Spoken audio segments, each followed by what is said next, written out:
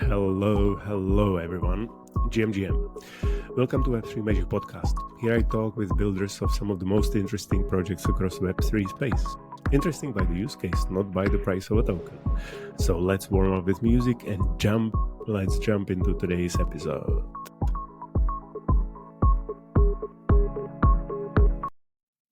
Hello everyone. So we are back, and today my lovely guest is Cynthia. And Cynthia is one of the people who is trying to revolutionize the travel industry. Was always my favorite.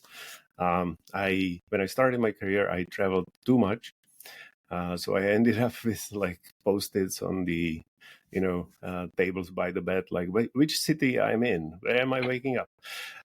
So I slowed down a lot considerably from there, but I'm sure that once Cynthia's project takes over the world, I might become a traveler again.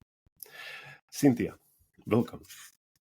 Hey, Peter, thanks so much for having me. I love that story, by the way. I don't know if I believe that there can be too much travel.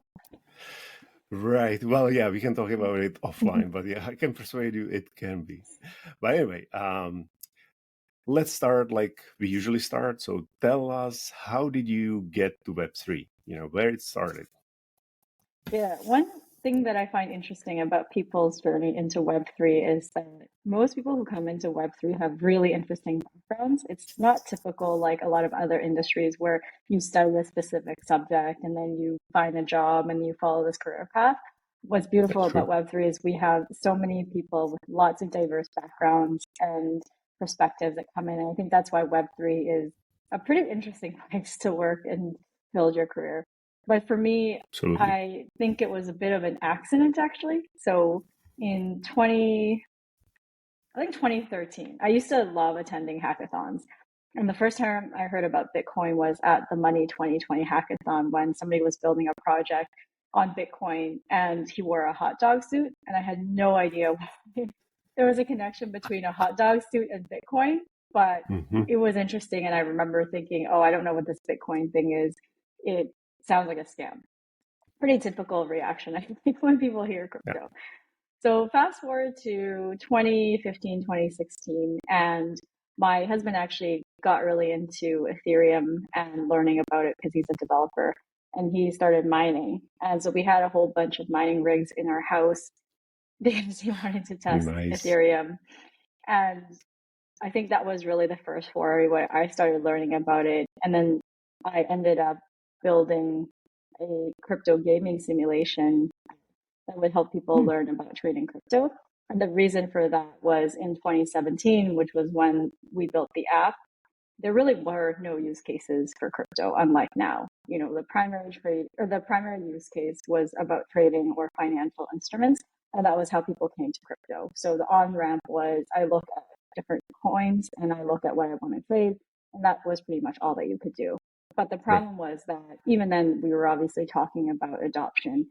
And one of the biggest hurdles, and it still is, I think today, is there's obviously a lot of scams and a lot of complexity and a lot of tokens. And so how do you onboard somebody to make it safe for them to be able to interact and learn without them potentially losing money? So our thesis was around how do we make it fun for people to invest and learn about the industry, but without losing any money. So they could essentially build this fake portfolio and then participate in trading competitions with real prizes and compete against other people. And then once they get comfortable, then they could actually onboard onto a real exchange and then start to build up their portfolio.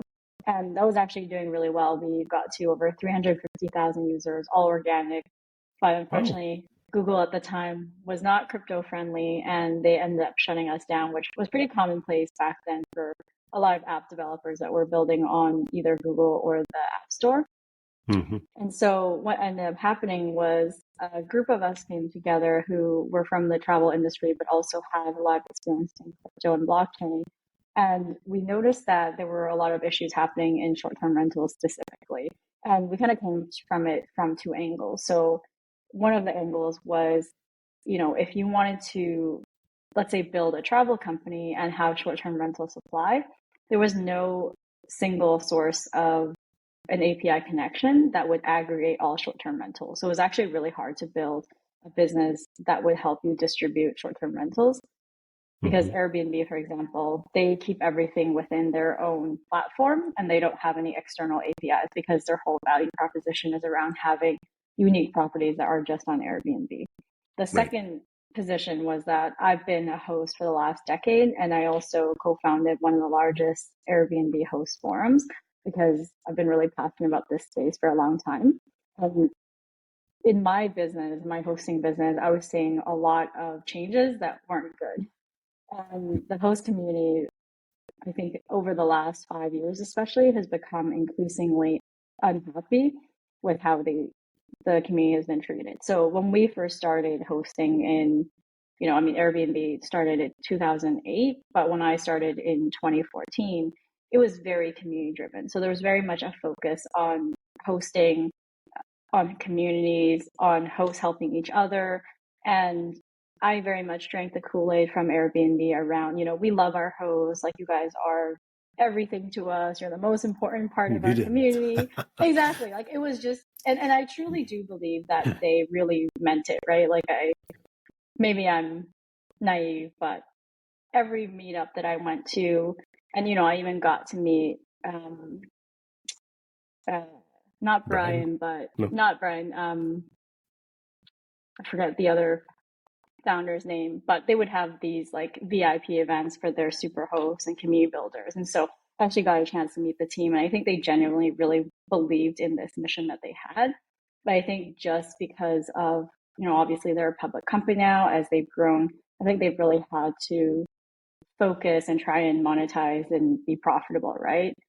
And what's happened is that not only for hosts, but also for travelers, the experience has really gone downhill.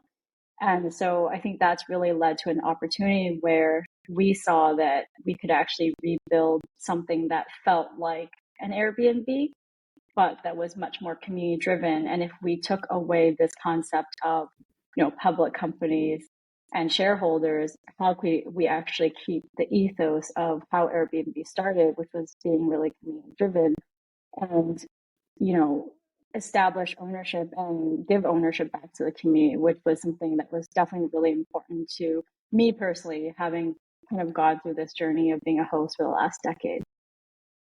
Right. Okay. So you see, I brought up the Dtravel because I assume that's what we are talking about, and I think I saw Airbnb mentioned somewhere on the website, but I didn't really connected it that it's like Airbnb killer.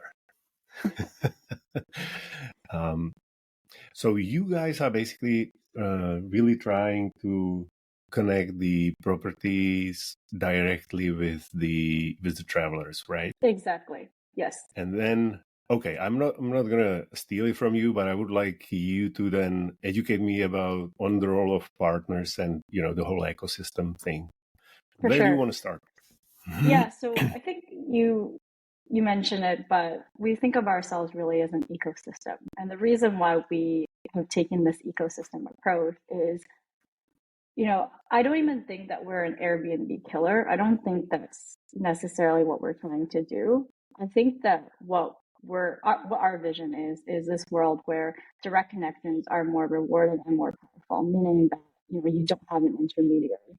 But I think that there's definitely, with market forces, there's always going to be people who want something like an Airbnb. And so we're not saying to people, you have to use Dtravel or you have to use Airbnb, and those are binary choices.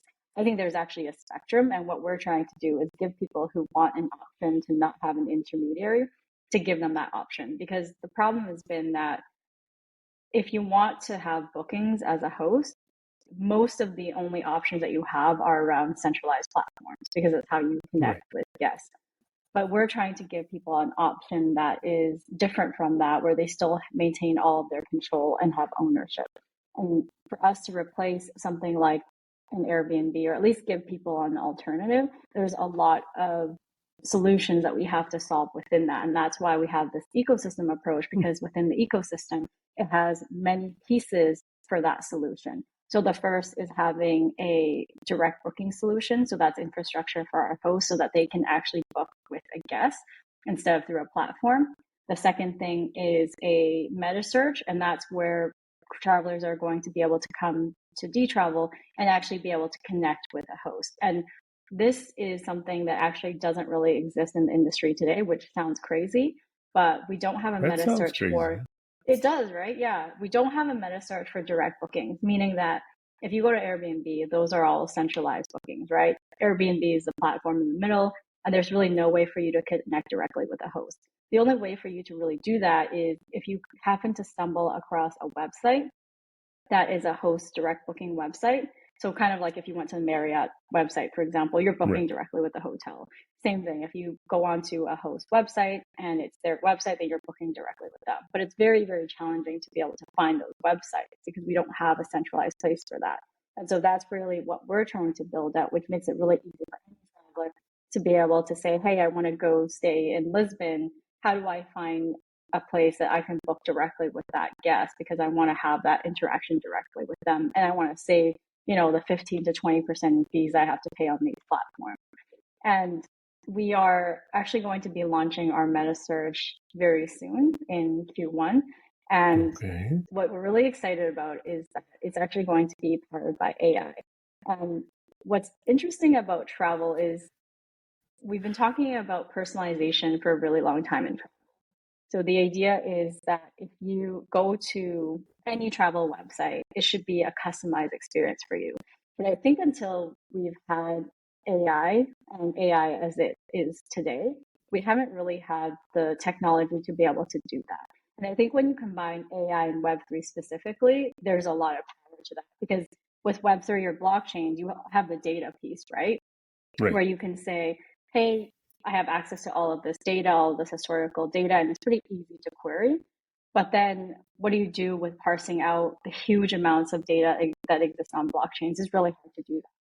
But then when you add in AI that can quickly and very intentionally figure out what data that you need and then pull that data and customize it according to whoever's using it, I think that becomes really powerful.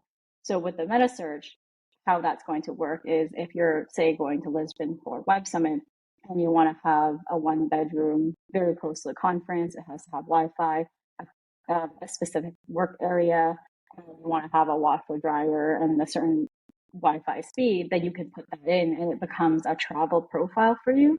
And then the AI will recognize what's important to you based on your past travel history and be able to recommend things that feel very specific instead of something that's more general, which is the search experience right now. You would go to Expedia or Airbnb and you kind of have to parse through the information yourself, which obviously isn't the best travel experience. But with the tool that we're building out, you essentially won't have to put any of that preference in because it will learn from your past travel history. Well, so I have thousands of questions, but so I'll ask the most obvious one. So aren't you just going to replace the centralized platforms with another centralized platform then? No, so that's why we're a meta search, meaning that we power the search part of it, but all of the listings there are all direct booking listings. And that's very deliberate because our mission is to empower direct connections between travelers and hosts. And so we don't want to be another centralized entity. So the booking will always occur directly with a host so that it's a peer-to-peer booking. But really what we're doing is we're making it easier for people to be able to find those properties. Awesome. So I guess, maybe a little bit step back question, but, important one not to forget. So what's behind the hood? We usually don't talk about chains and tokens here, but I think it's important to ask, on top of what you guys are building, the foundation, because it looks like it's supposed to stay. Yes. So the technology piece is actually, one thing I like to say is the technology isn't really important because of the technology. It's about the why behind the technology. And so with our booking contracts, those are using smart contracts, which is essentially code that says if something happens, then this other thing happens. Obviously, very simple, but I know your audience isn't super technical. So just to keep it really high level. And the reason that smart contracts for bookings, especially crypto bookings, is really important is when you have an intermediary in the middle, whether that's a platform or a payment processor, you're vulnerable to that. And so what ends up happening often is, let's say you're using booking.com, right? And this is a real example. Last year, for 6 months, what happened was any host in Europe who were using booking.com, they had their payments held, meaning that they were owed tens of thousands of dollars often for one host. And yet they're running their business and they're paying for these expenses. But because of a payment issue with booking.com, hosts weren't getting payouts. Another example is, let's say you're using PayPal or Stripe. What happens all the time is either your account gets flagged because maybe you might have a bunch of chargebacks, or someone says that you're, doing something fraudulent, or they pull out of your market.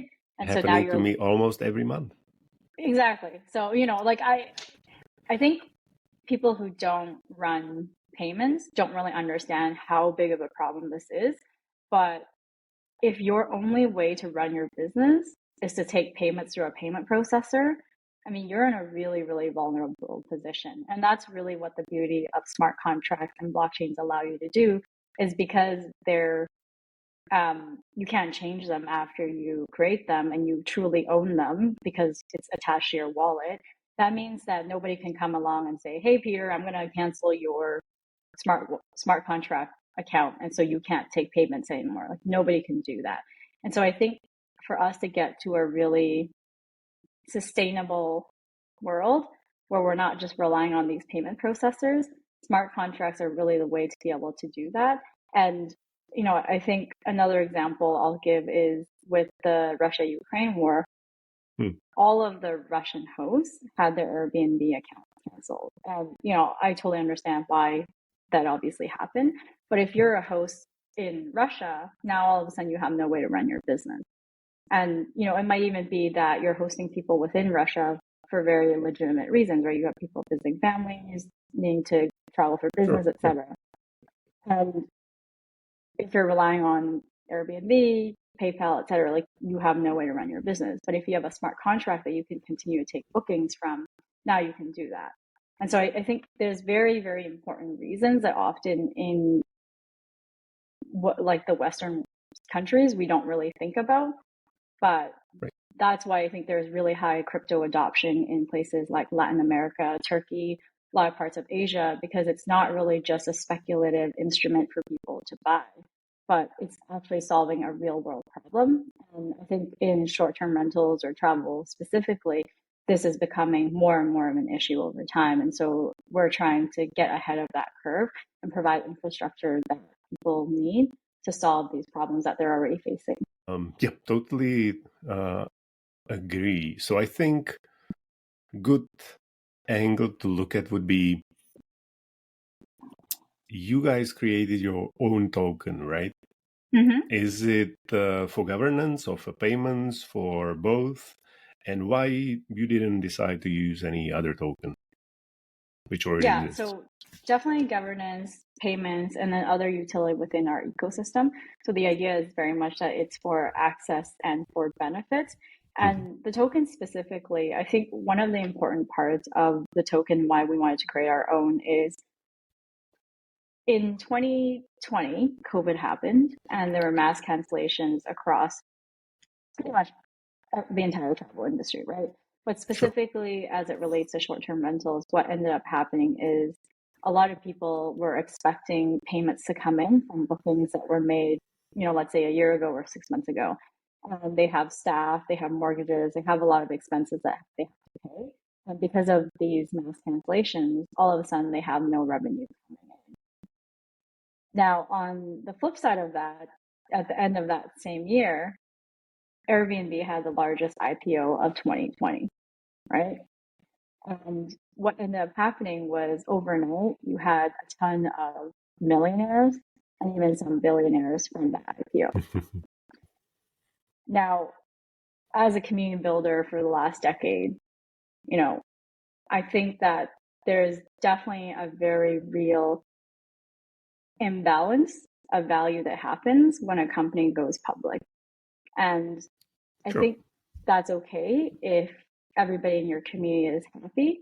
But I think when you're making a lot of money off of people, but then you're not really sharing the benefits of that, I think that becomes a really unhealthy, unsustainable ecosystem.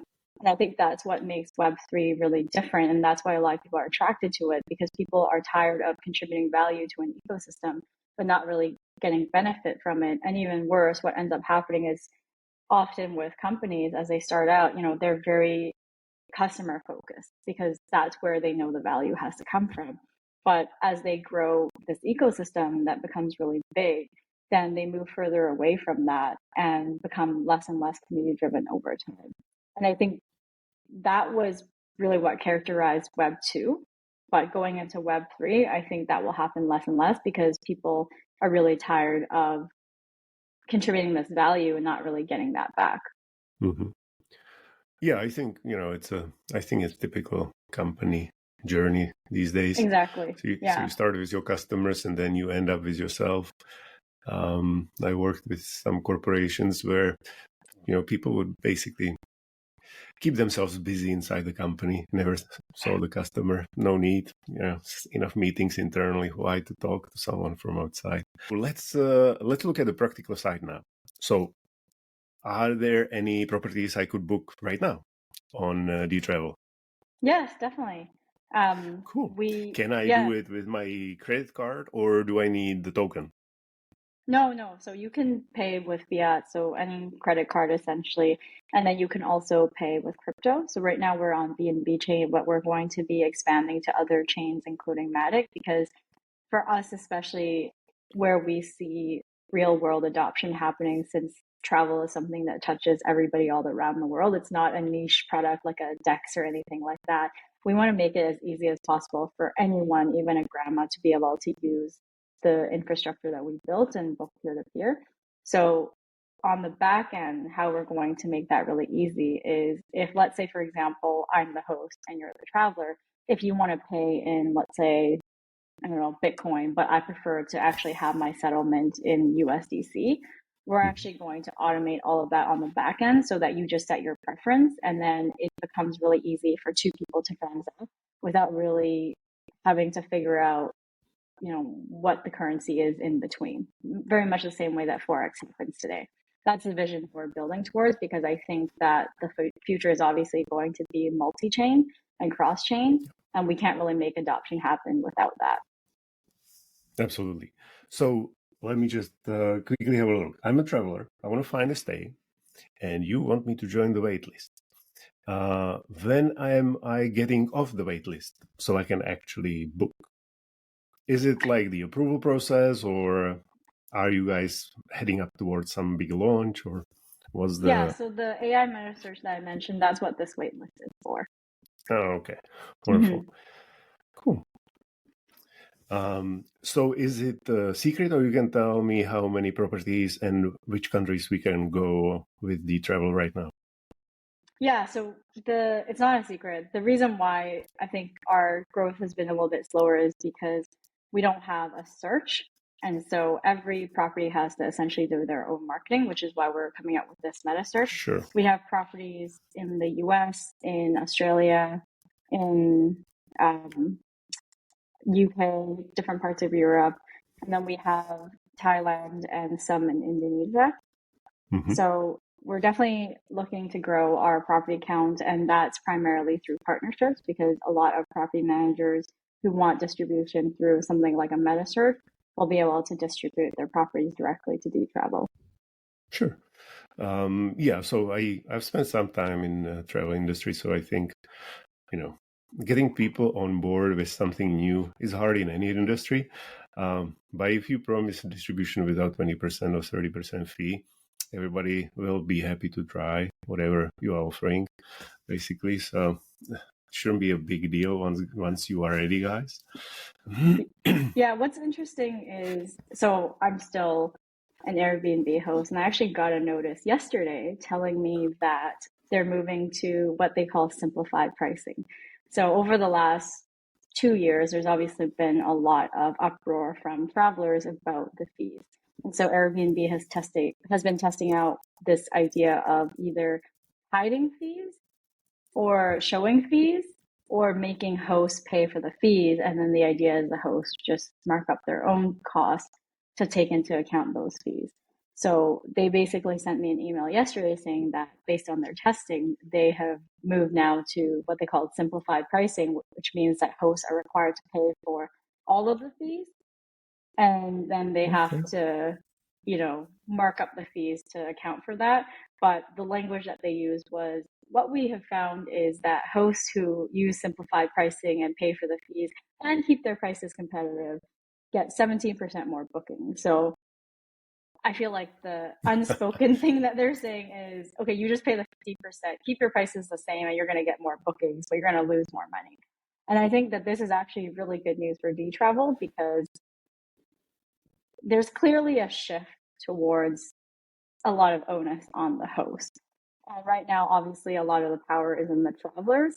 But I think as hosts look towards more and more options that help them diversify away from these platforms because it's not good for their business, and I think that represents a really good opportunity for companies like Dtravel who are coming in and trying to really make it different and more beneficial for not just hosts, but also for travelers as well. Mm-hmm. Yeah, I can, so I've been a traveler all my life, mostly for business, but I always felt that the balance of power is not really okay because, especially in the travel industry, you pay for a lot of things in advance, things you don't know, never saw, you have no idea what's happening, and get anything back is kind of difficult. And also, finding what you are looking for is like a skill which is unbelievably hard to come by. So, if you do it for 20 years, you kind of get a feel for how different platforms work. If you have your assistant to book anything, it's going to be 50-50 that it's going to be a miss. So yeah, it might be the right hotel or right star hotel. It's going to be totally wrong place. Or that this hotel just sucks in Denver and, it should be a different one. So I think based on the fact that, you guys are basically decentralized platform, there should be an ability for people to build whatever they want on top of Dtravel, I imagine. Yes. Like personalized searches or AI assistants which know you and can book the stuff for you. So Yes, that sounds exactly. exciting, at least for me. Yeah. That's definitely on our roadmap. So, as part of governance, obviously, we want to make it open for anybody to be able to build with the technology that we use. And so, we are working towards open sourcing a lot of our products so that if, let's say, you, like you said, you want to build an AI assistant on top of the Dtravel Direct product or any of the other products, you can actually do that. And, I really do believe that the way that you go faster and you become sustainable and you build a moat is to have other people feel like they're a part of it. And so why would you want to go somewhere else if you feel like you're an owner and something you're going to benefit from that? So that's really the vision that we're driving towards, is making it so that anybody can contribute and then benefit from that contribution. Yeah. So, one of the reasons why I screen shared your webpage is that it looks very user friendly. And I think it's important for people to, see something. When they hear crypto, it's typically like, oh, this is going to be hard. Yeah. That's the first reaction. And so I just wanted to showcase that, you guys have it kind of really neat, and that it looks like you are really thinking about the user way more than, or maybe at least in the same way, like about the technology behind it, which is great. I see we are kind of running towards the 30 minutes. So let's talk quickly about the team. And then let's jump into like what would you like guests, travelers, and the hosts to do right now before you launch the meta search? Because I think that's the good message to end up with. Sounds good. Yeah. What about the team specifically? So you guys, I assume as every crypto project, you guys are a distributed team. Mm-hmm. Yep. And I would like to know, what's the ratio between the designers and engineers? Good question. So I would say our most of our team actually comes from travel, which makes us quite unique because Mm-hmm. there was a project in 2017 that I invested in that was supposed to be a decentralized Airbnb. It was a Web3 project. And I Mm-hmm. think the reason that they failed was twofold. One was the technology so it just wasn't really there right now, which makes it a really good time right now to build in Web3 because Yeah. tooling has become a lot more robust and mature. The second reason is that they didn't have subject matter expertise. And the Right. travel industry, and specifically short term rentals, is very nuanced, I think. And if you don't understand those nuances, it becomes really hard for you to build solutions because there's a lot to consider. And I think the other thing is the connections and the reputation, because with the travel industry, it's really hard to get partnerships if you don't have credibility.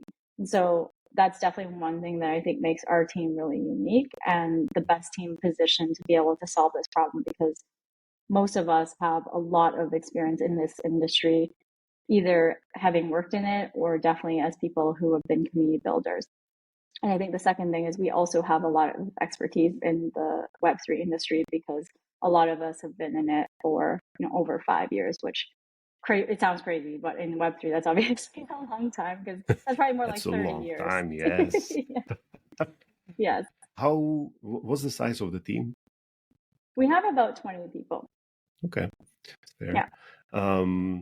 Yeah, I think a lot of time, people underestimate, especially when they are setting up to build something like a marketplace, which is basically what you are trying to do. That, it's not enough to understand one side of the marketplace. You have to understand both. And definitely it's a great advantage if you have connections to the industry. So you can kind of gain trust that people don't think you are lunatic with a token or a blockchain badge, and they actually know that you're a normal person trying to solve a problem. So that definitely helps. So I Yeah. think. So what is the thing you would like hosts to do and the travelers to do in the first quarter of 2024? Because I assume we should talk again once you guys launched successfully the meta search. Yeah, I would love that. Well, for hosts, if you want another distribution channel or if you want to set up a direct booking site, definitely come to Dtravel. What's really unique and deliberate about what we've done is that we actually don't charge upfront. So if you get a booking, that's when we charge because we want to make it as frictionless and as easy as possible for people to get set up with direct bookings. And then Mm-hmm. for travelers, especially if you're a crypto traveler or you're a nomad, definitely join the waitlist because once we launch the meta search, then I think it'll be really helpful for people, especially if they travel a lot, because we're going to have some pretty interesting things like traveler profiles, like a nomad profile. So if there's specific things that you're looking for as a nomad, I think any nomad, including myself, knows how difficult it might be to find the right kind of properties. So really being like a user first approach to how we're solving for the meta search, I think a lot of travelers will really find a lot of value in. Mm-hmm. That sounds awesome. By the way, a quick question: are you part of the Crypto Nomads Club? I am, yes. I'm actually Wonderful. one of the Lisbon, I guess, organizers. So I Okay. organize quite a lot of events here for Crypto Nomads Club. They're a great community. Love them. Neat. Very neat. Cool. And so I had a question on my tongue. Oh yeah, it was so you charge at the booking. How much do you charge? 3%. 3%. Okay. I think you guys have all the numbers you could ask for today. Please go to Dtravel and register a property. I assume there was something like a website builder for the property, or you guys Correct. build it specifically. I can do it myself if I have a property. Yes, yeah, it's self-serve, so it's really easy. You can literally set up a direct booking site in 1 or 2 minutes. We have an Airbnb import, which makes it really easy if you already have an existing Okay, Airbnb awesome. profile to just import. Yeah. And then think of it kind of like Shopify, where you can Right. customize your direct booking site really easily. Mm-hmm. And again, like this hasn't really existed before. So the way that Airbnb made it really easy for people to list a property, we essentially want to do that with direct bookings, make it as easy as possible for you to get started with direct bookings and give you the tooling to be able to do that. All right, awesome. So you got it, guys. You know everything about Dtravel, everything we could fit into sort of 30-ish minutes. I'll be in touch with Cynthia for sure after they launch the meta search, because I am interested in it myself. Awesome. Thank you very much for the time that you spent with us today. It was awesome. Thank you so much, Peter. And you'll find all the links you need in the show notes as always. And I wish you a great day. And that was it for today. I hope you enjoyed the conversation. If you want to connect with my guest, or if you're interested in some of the points that were discussed today, just check the show notes for links. And don't forget to subscribe for future episodes. Also, if you are compelled, please leave a review. It helps others to find the podcast, and you can surely share it with your friends to save them the trouble of discovery process. I definitely hope you would do that for me. One more thing, from January 2024, there is an option for the interested collectors to mint the episode or just the episode's art, which is always uniquely created by me for each guest and project. So go check the show notes to find out more. Until next time, keep it colorful and stay positive, friends. Ciao.